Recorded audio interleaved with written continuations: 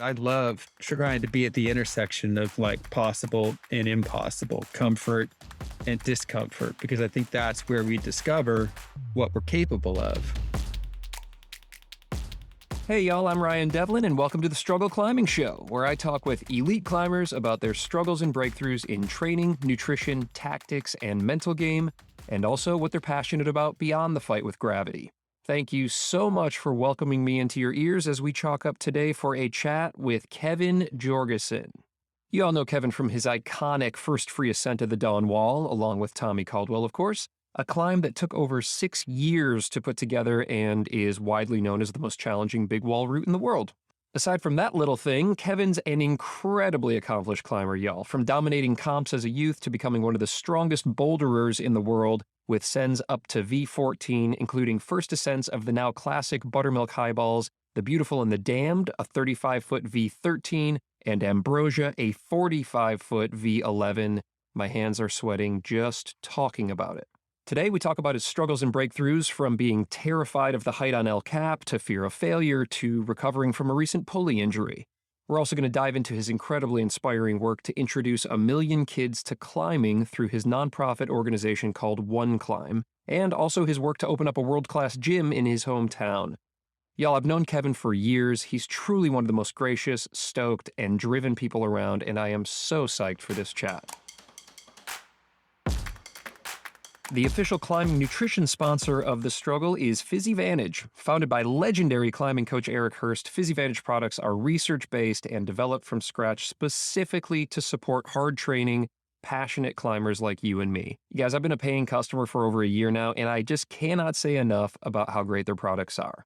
I'll mix some of their chocolate supercharged collagen into my tea in the morning to keep the tendons healthy so that I can train and climb harder. And then, after a workout, I will refuel with their vegan protein, PowerPlex, which contains 20 grams of clean protein and 10 grams of essential amino acids. What does all that mean? Well, it makes you stronger when you sleep. Boom. Look, these products and the people behind them are just the best of the best. Try it out for yourself. I'm sure you're going to be as psyched as I am. Just hit that link in the show notes or use checkout code STRUGGLE15 to save 15% off any full-priced nutrition order.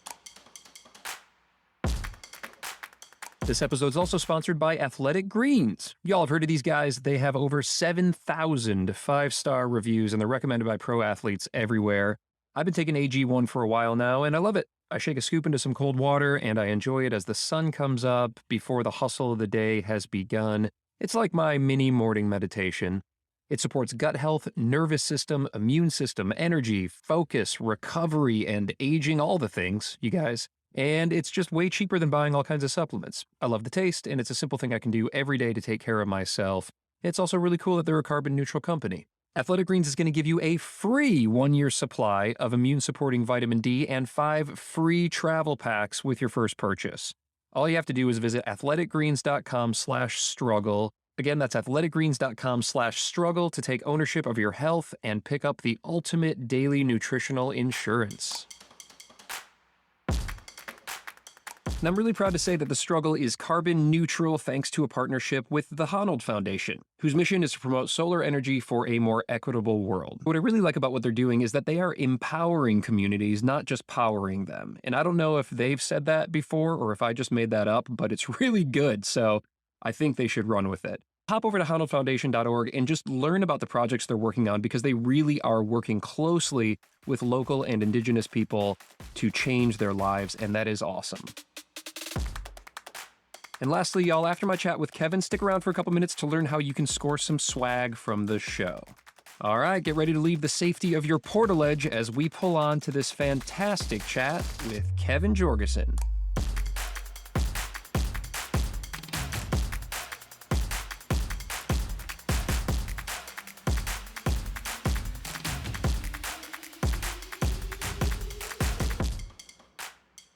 Kevin, so good to see you, buddy. Thank you for joining the show. I mean, it's been a while. We've known each other since, I guess, pretty soon after you did the Dawn Wall. A lot's happened between now and then. How are you? How's life?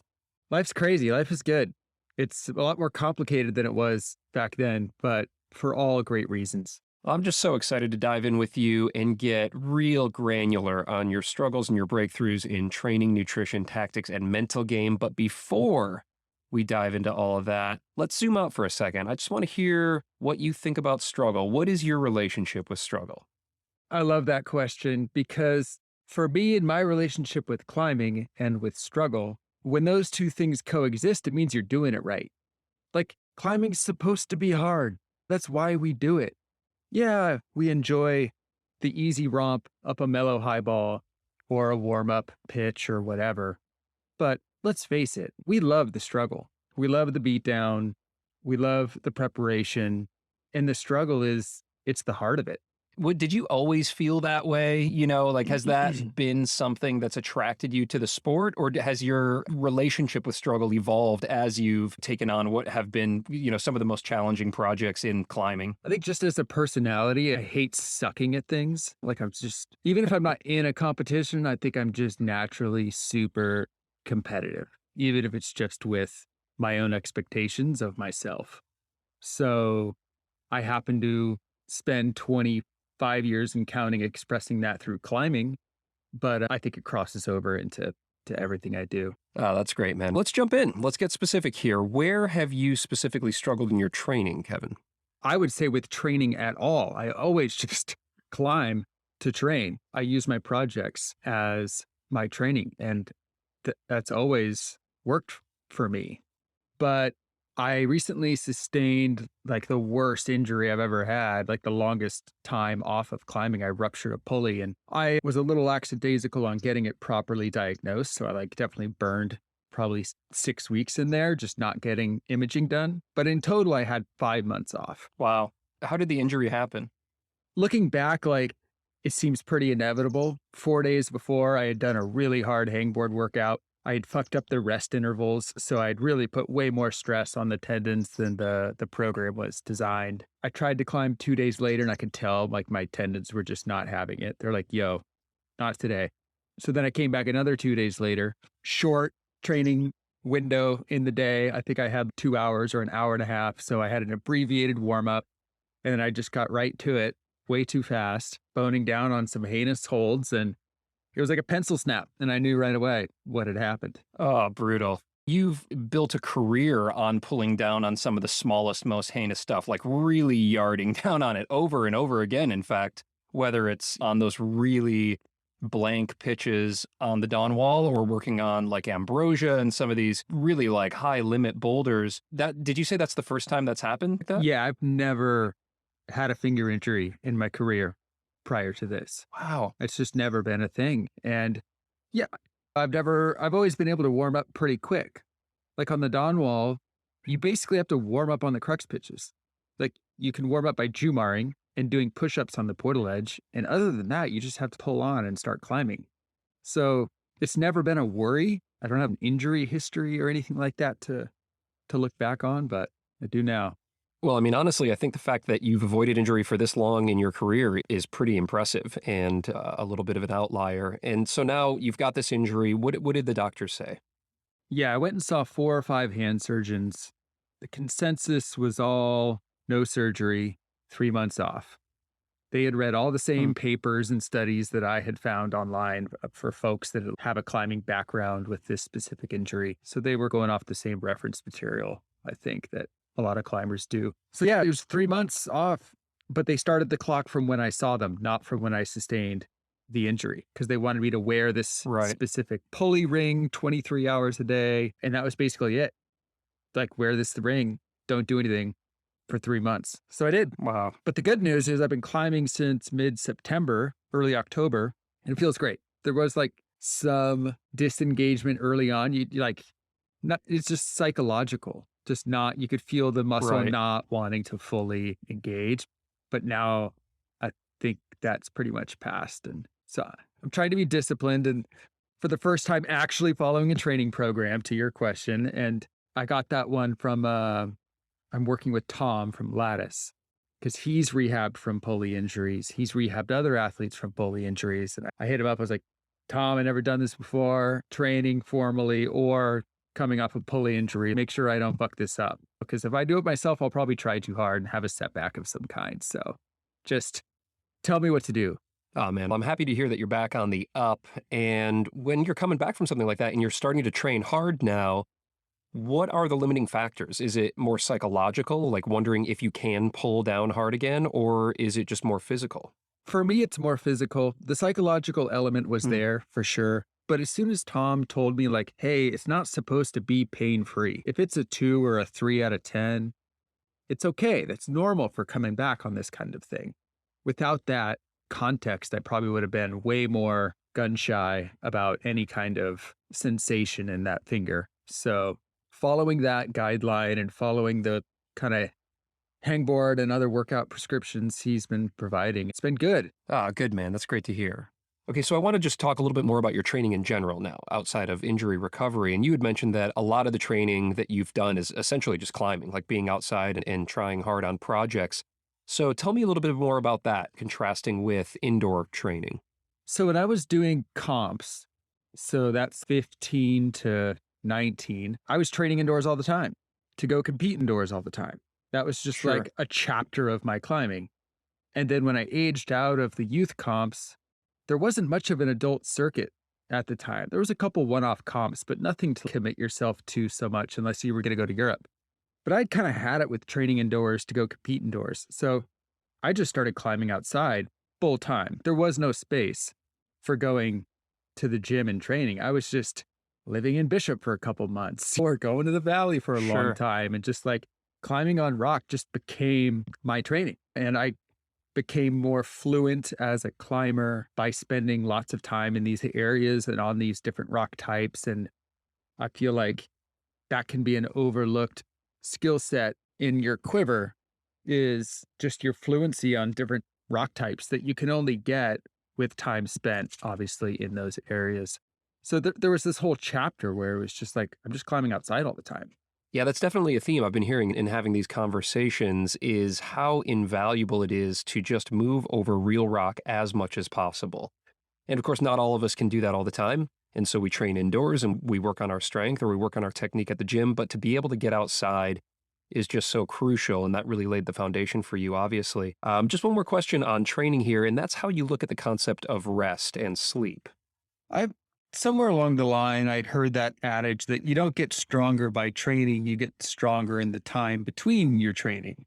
And I think that's super critical. And it's definitely something that Tom emphasizes a lot, making sure that you're getting the correct intervals between things like your fingerboard workout. You got to have a full 48 hours off before you get another one of those modules. And quality of sleep, especially if you're doing morning workouts or a morning push on something, like sleep, you got to be ready to go from right when you wake up, essentially. And so I place a high emphasis on quality rest for sure.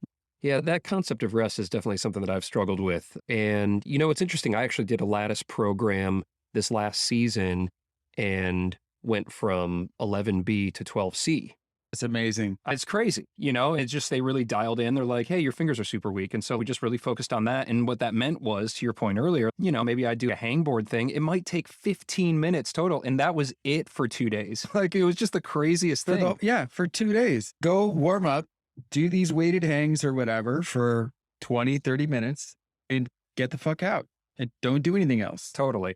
Like maybe you get to do some conditioning, but that's it. Yeah, it's like stretching. You're like, man, I feel like a lazy sack. But then 2 weeks later, you're like, oh, I can pull harder all of a sudden. Like I feel lighter. This is amazing. For sure. Yeah, it's just so important to be disciplined about rest, which is not something that I think comes natural to a lot of climbers.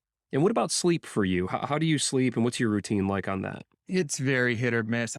Let's see, about 2 months ago, I started a nightly, right before bed, like 10-minute meditation practice.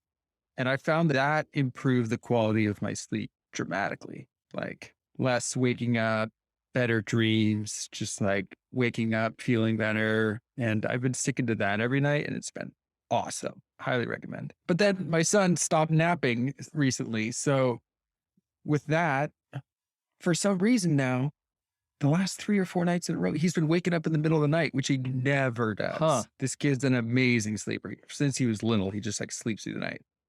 But now we're getting these like 2:30 wake ups every night. Oh, And wow. add on like another 5:30 wake up, and maybe he's up for the day, maybe he's not. So it's like Jackie and I are both a little bit haggard from that because we've been spoiled. We haven't.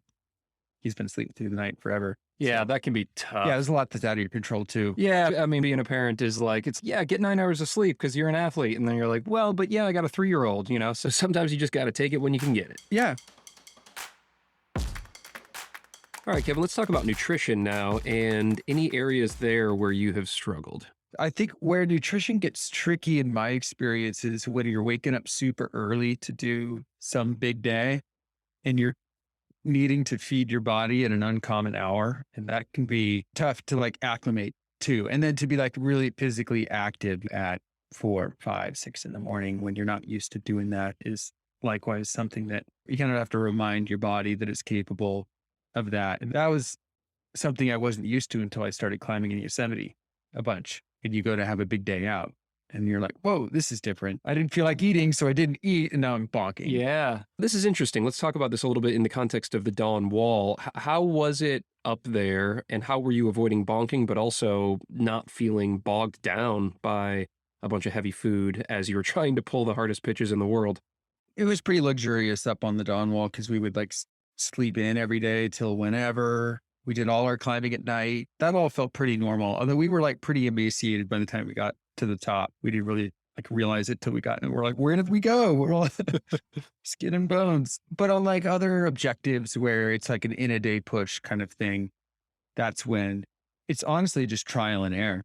I certainly could have gotten more scientific about it, worked with a nutritionist or that kind of thing. But you log enough days, you learn what works and what doesn't. Yeah, that's cool. I mean, this is part of what's so exciting for me in the area, like just for the sport, like listening to myself, it's like so unscientific, like the approach to these things. And I think in a lot of ways, training for climbing has been like that. And it's only now getting more and more scientific, more and more studies, more and more highly educated people who happen to also be climbers applying that curiosity and that interest to the sport. And I'm really excited to see the outcome of that going a decade into the future, because I think, yeah, we see all these other sports training wise operating at a really scientific level with a lot of stuff going into things like nutrition, into the training plan. And with climbing, like, yeah, you can be a young mutant and not be tapping into any of that and still be like super competitive. But what happens when those two worlds collide? Yeah, I love that thought experiment. Okay, let's keep going along this line for a second. What will happen to the sport, do you think? How much further can it be pushed, do you think, with science coming into the picture? Will the Dawn Wall always be the hardest big wall in the world, or will it be a warm up one day? I always look to the cutting edge of bouldering is when it comes to like limits for the sport. The Dawn Wall, really, yeah, it's hard, but the hardest moves probably B12, which kids are warming up on. Not that the other moves are casual, like linking together all these, it's its own style and whatnot. But if you just are purely looking at what are humans capable of on a move by move basis, it's not that impressive. So I think when it comes to training, there's still quite a big gap that could be closed. What's it take to do a V15 boulder 50 meters up after doing 9A? What kind of lactic acid threshold and clearing and stamina do you need to have to be able to do that kind of thing? Because surely a route like that is out there. All right, Kevin, let's talk about tactics and technique now and any areas where you've struggled across your climbing, whether it's from your comp days or bouldering and highballs or all the way into doing big walls. I guess this bleeds a little bit into the mental game stuff, but depending on your environment, it can be really hard to apply the same skill set that you might have in one area of the sport over here in another area of the sport. Yeah, let's talk about that for a second. So you're coming from being one of the most accomplished boulderers in the world, and then you shift gears almost on a dime to taking on probably the most intimidating big wall climb in the world. So what was that like for you? I couldn't climb anything in those first couple of years. I just felt like a fish out of water. But what I did bring was like a surgical approach to sequencing. And Tommy is just so naturally gifted on granite because he's just spent so much time up there. He trains harder than anybody as well, but he's got so much talent for that style of climbing that he doesn't need to, in a lot of cases where I would, he wouldn't need to memorize the sequences. Whereas I would memorize every single move on the entire route, all 3,000 feet Wow. of it, essentially, or at least the first 20 pitches of it, where he could basically on-site his way up the pitches that he'd done before, but didn't really remember. "Oh, I think it goes like this," and just improvise and make it work. Where I would be like, pin scar like this, foot there, back plug over here, little chimney thing, and then I got to get this, then I got to get that. And so that dialogue there, that surgical approach, where did that come from? Was that from doing highballs like Ambrosia, some of the scariest climbs out there? Exactly. Yeah. On a high ball, there's no room for improvising. You're Hmm. executing. In my experience, in the ideal experience of a high ball, by the time you pull on, in some ways, the outcome is already certain. You're just going through the motions.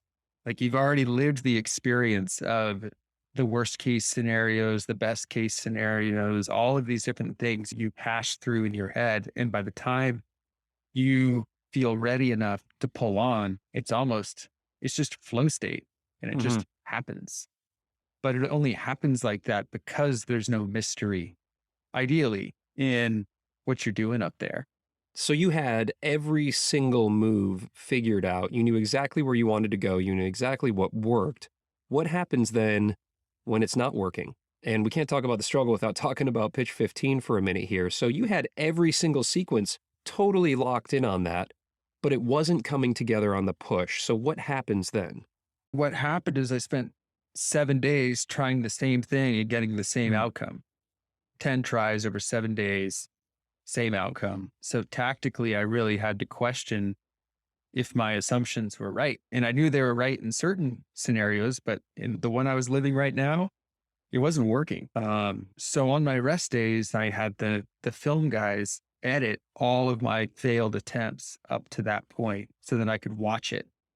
And I try to decipher why my feet were slipping because it was always a foot slip. It wasn't Uh, anything else. And then from that, I just devised a new foot sequence. I love this because it's just like you hear all these things about elite athletes always visualizing the success. And here you are sitting in a portaledge, reviewing films of all of your failures. That's how I started my rest days, was watching myself on loop falling. It's very Dude, counterintuitive. it's just so ridiculous. So then what happened? So you recognized that there was some beta that just wasn't working this time that had in the past?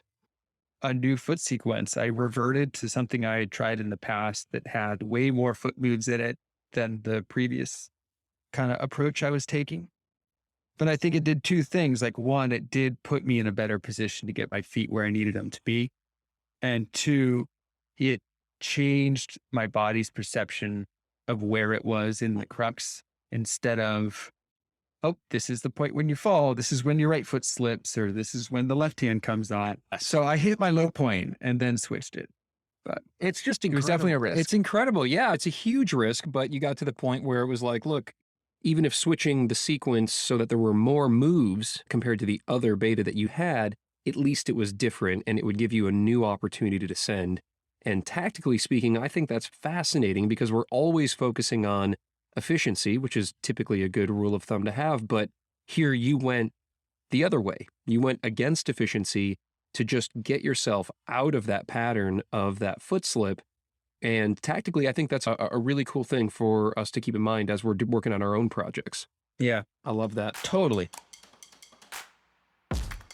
All right, Kevin, let's shift to mental game here, but let's stay focused on pitch 15 because not only were you tactically working out some new beta there, but also it just happened to be that the entire world started paying attention to you and Tommy and this crazy thing called the Dawn Wall right about when you were hitting the cruxiest of moments in that climb for yourself. So, how did that affect you on the mental side of things? It certainly was a factor. It was something that we, as a team, because it wasn't just Tommy and I up there, some of our best friends were up there with us, Corey Rich, Brett Lowell. So we kind of powwowed and we're like, what are we going to do about this? We're getting 100 emails a day asking for interviews and shit. It was just like people were somehow finding our phone numbers. It was really distracting, Yeah. but I wouldn't characterize it as like a source of stress. Mm. It was just like, it was there. It was distracting. But my desire to do the route with Tommy paled in comparison to the meaning of this little of the chatter. Like I spent my rest days thinking about what it was going to be like to almost do the Dawn Wall for the rest of my life. And that was unbearable. I was like, no, that's not how this is going to go. That's interesting. You meditated, you visualized on what the ultimate failure would be or feel like. That was your motivation rather than the feeling of what it would be like to get to the top successfully. Yeah, it sounds dark now. Here I am watching videos of myself falling and thinking about like living with the memory of almost for the rest of my life. But that's the truth of it. I wasn't thinking about, being triumphant on the summit or whatever, some like picturesque thing. It was just like, no, because that's going to come and go. And you're going to have a memory of this experience. And what's that going to be? Yeah, I'm really interested to hear how you took that and then used it to give you the motivation that you needed. Because while most of us aren't going to be taking on the hardest big wall climbs in the world with news crews and a social media frenzy following us, I think we can relate to being at the crag and really wanting to get our project done. And maybe there's people hanging out and watching, our friends or people that are lined up for the route or at a boulder. There's a bunch of people around and oftentimes supportive, but also you can feel that pressure on yourself. How did you work through that and how can we apply that, the rest of us? So a couple things, but first where we began, which is climbing's supposed to be hard. That's kind of what we signed up for. On one hand, yes, the moment is intense and it means a lot to you personally. Like, obviously, you want to succeed. And on the other hand, this is what you signed up for. Like, you knew it was going to be hard, and here it is. So, how are you reacting to that? Mm-hmm. And there's this, I don't know who came up with it, probably mountaineers or something like that, but this idea of the fun scale where there's what an experience is like in the moment versus what the memory is like. And they're not always the same thing. And I think non-climbers can attest to this as well. But type 1 fun is fun in the moment and fun when you look back on it. But type 2 fun is not so fun in the moment. But when you look back on it, you're really proud. It's a really awesome memory. And those are the experiences that good stories are made of. And those are the ones where you're pushing yourself outside of your comfort zone and coming out the other a little bit stronger or a little bit wiser. But without that hardship, life is just a bunch of type 1 fun, which maybe for some, that's the life they want to live. But man, I love trying to be at the intersection of like possible and impossible, comfort and discomfort, because I think that's where we discover what we're capable of. That doesn't come without a lot of hardship, a lot of elective hardship, to be clear. Like, this is the most privileged form of hardship one can imagine, the deliberately voluntary hardship. But, that morning, January 9th, I woke up, 2 days rest, conditions are perfect. It's cloudy, it's windy. It hadn't been either of those two things the entire time we were up there, with the exception of a storm day on day 5 when it was like minus 20. So I just felt so grateful. I don't remember feeling stressed. Remember being like really focused, but there was a sense of calm and a sense of gratefulness that it's supposed to be hard, but look at the position you're in. You're up here with your best friends. You've got perfect conditions. You're on 2 days rest.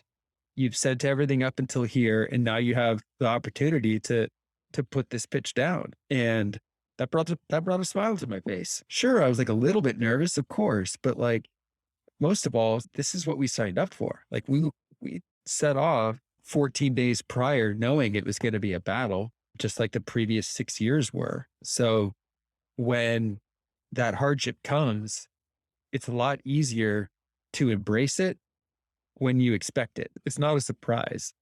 So doing your best to just like embrace it when it comes. And if you can, in some kind of sick, twisted, type 2 fun kind of way, enjoy it at the same time, then you kind of have yourself a recipe for really pushing yourself and I think finding a lot of growth on the other side. Beautiful. That's just beautiful, man. I love it. I love this concept too of gratitude. because I think we can all get caught up in the ego of the send or the not send, and will I hit my goal for the season, or will my buddies high five me when I come down? But just taking a deep breath and saying, man, how awesome that I get to be at the crag right now, or get to be on the side of a wall, or, wherever it is that we do our climbing.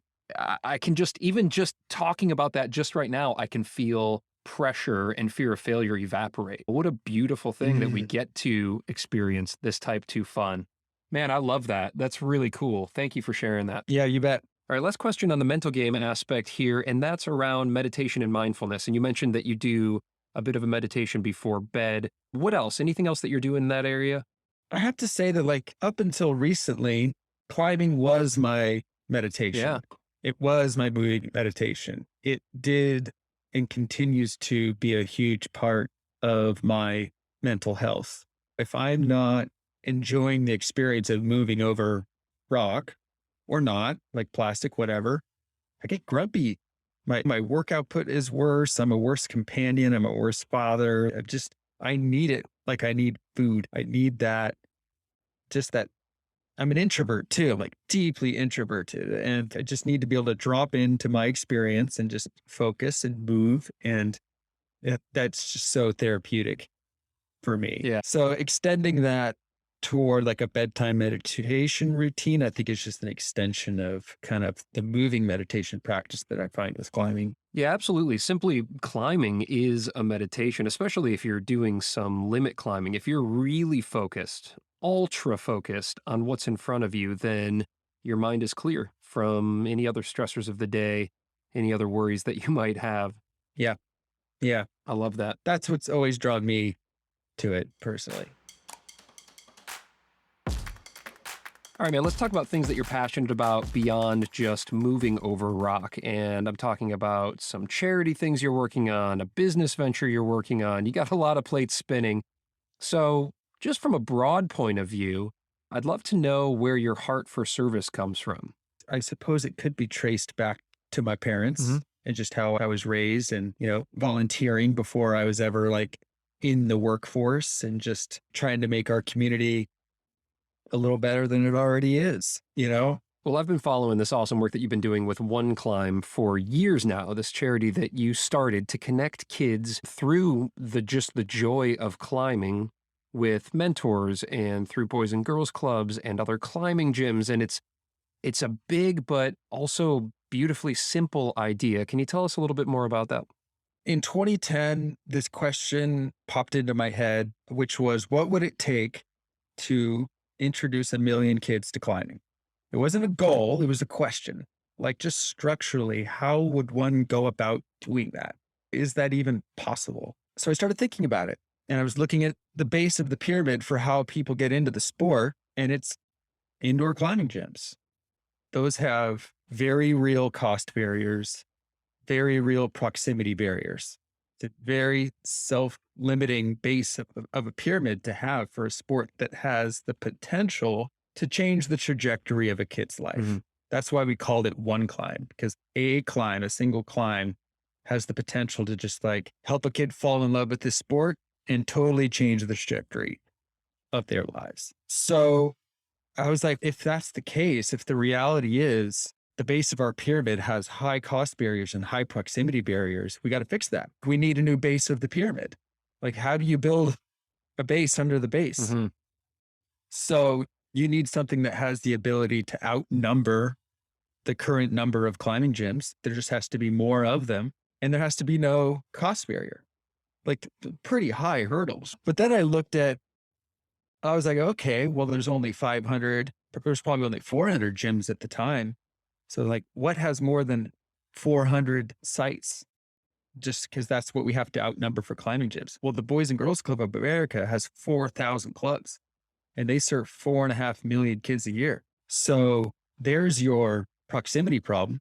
There's 4.5 million kids hanging out at Boys and Girls Clubs every single year. Mhm. And it doesn't cost anything for most of them. So there's your cost barrier, cost and proximity. So let's just put climbing there. Let's put climbing where the kids already are. So that's what we did. The first one in Sonoma, we, scraped together some donations And we built a very simple wall, dead vert, in this Boys and Girls Club. And in some ways, like, it was amazing. These kids who had never seen climbing before just took to it so naturally. And that's when I teamed up with my co-founder, Dan Chancellor from Sowell, called it One Climb, and we did the second one. And the second one was super special. We did it in St. Louis, and we had a specific partner facility, which was Climb Sowell, and it's right down the street. And that opened our eyes, that cracked the code, because now you can have this mentorship, you can have this staff training, the wall can be taken care of, and the kids that are taking a liking to it, they can come to the climbing gym and they can slot in for free if they need to any of the programming going on there, and they can take their interest and passion for the sport as far as they feel like it. So now, fast forward to 2022, there's the 550 to 600 climbing gyms. We only have 14 one climb programs. Got a lot of work to do. Got a lot of scales to achieve.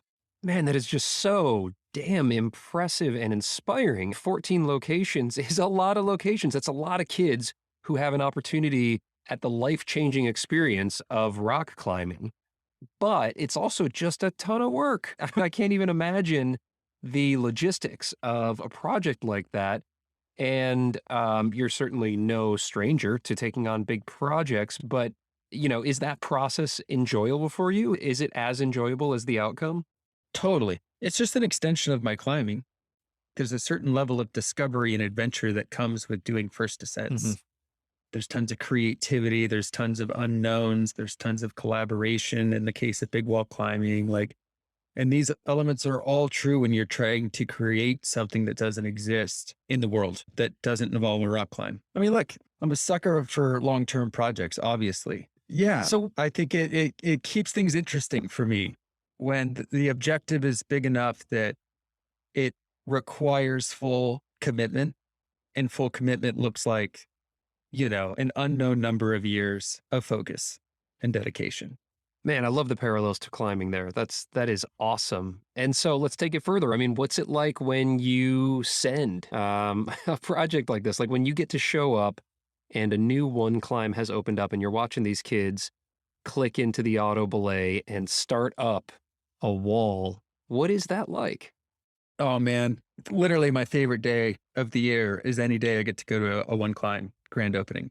Often these kids have never seen a climbing wall before, and they show up to it with such courage, even when they're uncomfortable, and such enthusiasm that it's really admirable. If you watch the kids closely, yeah, some of them, they can't wait to get on the wall, but not everyone. And I like to say that climbing is just such a great mirror for life, and whatever you're seeking or whatever you need, whatever you would benefit from, whether you know it or not, you'll find it in climbing. It'll pull it out of you. If you lack confidence as a little kid, climbing gives you the opportunity. Forget any curriculum, forget any coaching. Simply the act of clipping in and starting to climb will give that kid the opportunity to build confidence. Fill in the blank. Swap out confidence for fear. You're a fearful little kid. Climbing gives you the opportunity to face that fear and to show yourself that you can overcome it. Sick. It's so great, man. Thank you for sharing. I mean, your passion comes through, the heart comes through, and I'm psyched. Like, I am going to figure out how to fund one of these things here in Louisville, Kentucky. Hell yeah. And on top of all that incredible stuff that you're doing, you're also opening up a gym, like a world-class gym in your neck of the woods. Tell me about that. So in a lot of ways, the motivations are very similar to what drives me in my climbing and what drives me with one climb, which is I can picture this future in which something exists that doesn't exist today, that I think is going to be a net positive. And for this area, like, we have a great climbing gym from the early 90s that I love. It's where I started climbing. But then after traveling the world, so luckily for my career and seeing the state of climbing gyms and what they offer the community, and they're just able to introduce so many more people to the sport, I was like, God, we got to have one of these. Just my vision for it, though, was so expensive because I wanted to do it from the ground up. I really wanted to find a piece of dirt and develop it from scratch. But man, has it been a struggle at every turn. I'm a sucker for punishment. It's so crazy exciting, man. And what you've shared on Instagram, the photos, the walls, the holds, the design is just a stunning facility. And you're calling it Session Climbing Gym. So how did that come about? Yeah. So the reason we named this endeavor Session to begin with was just to remind ourselves of why we're doing what we're doing, why we're trying to create what we're trying to create. Because what is a session? It's exactly what we've done here this afternoon. We've carved out time. We've said no to everything else, and we're giving 100% of our focus to this time together. That's really important. Everyone's got stuff going on in their lives. Everyone's got stuff competing for their attention. So when someone carves out time to spend time in your place, a place that you designed and brought into the world, that's really meaningful. More than any membership cost or this or that. It's just like people are spending their time in your place. That's a really big deal. So our North Star is time well spent. It's why we called it Session. Congratulations on it, man. What incredible hard work you just put into everything that you take on. It is so damn inspiring, from one climb to Session to your incredible accomplishments as a rock climber. Thank you so much, KJ, for sharing your struggles and your breakthroughs. I look forward to having another session with you soon. Maybe at your gym, maybe back here on the show. Keep in touch, all right? Thanks for having me, Ryan. Oh man, such a great conversation with my buddy Kevin. I hope you all loved it as much as I did. Let us know. You can find us on Instagram, at @KJorgeson, at Ryan Devlin Outside, and at The Struggle Climbing Show. Now, my takeaways from the combo are just how important it is to get out and climb on a variety of different rock types, like Kevin said. From slippery granite slabs to overhung sandstone, the skills developed on that different types of rock will round out the toolkit. I also love KJ's perspective on Type 2 fun, which is just always a nice reminder when we're putting too much pressure on ourselves. And lastly, here's a guy who throws 100% into big projects on and off the wall, and his work with One Climb just totally exemplifies that. I'm so inspired. If y'all can, look them up and support them. Shout out to PhysiVantage for being the official climbing nutrition sponsor of The Struggle. If y'all want to level up your training and performance, and I know you do, check them out. They're the best. You can find PhysiVantage now in Europe on the Epic TV online shop. And in the US, you can find their 8 innovative products at select gyms and, of course, at physivantage.com. Hit that link in your show notes or use code STRUGGLE15 at checkout for 15% off. All right, that clips the anchors on another episode of The Struggle. But before I let you go, how about some swag? If you want to support this show and the climbers who make it, please pop on over to patreon.com/The Struggle Climbing Show and check us out. We only have one tier. It's called Send Train, and we would love to have you on the Send Train. For only $7 a month, you're going to be supporting the show so we can make more of them. You get the inside scoop on everything that's going on with the show, and you'll also score yourself a limited edition travel mug/can koozie that's only available to guests of the show and the patrons that support it. So unless you're going to be climbing 515 anytime soon, the only way to get one of these mugs is to support the show, and it would just mean so much to us. Pop over to patreon.com/The Struggle Climbing Show and help us out. We'd really appreciate it. These shows take a lot more work than we thought. And by we, I mean me, as I'm sitting in my closet at midnight while my kids sleep. If you want to score a free sticker, that's easy. Just rate and review the show on Apple Podcasts or wherever you listen. Snap a little picture of that, post it on Instagram, and tag at The Struggle Climbing Show so that we can find you. And I will mail you a sticker. Slap it on your stick clip, your Nalgene, your forehead, wherever you put stickers, so that everybody knows that you love the struggle and the struggle loves you. All right, let's climb hard and do good things in the world.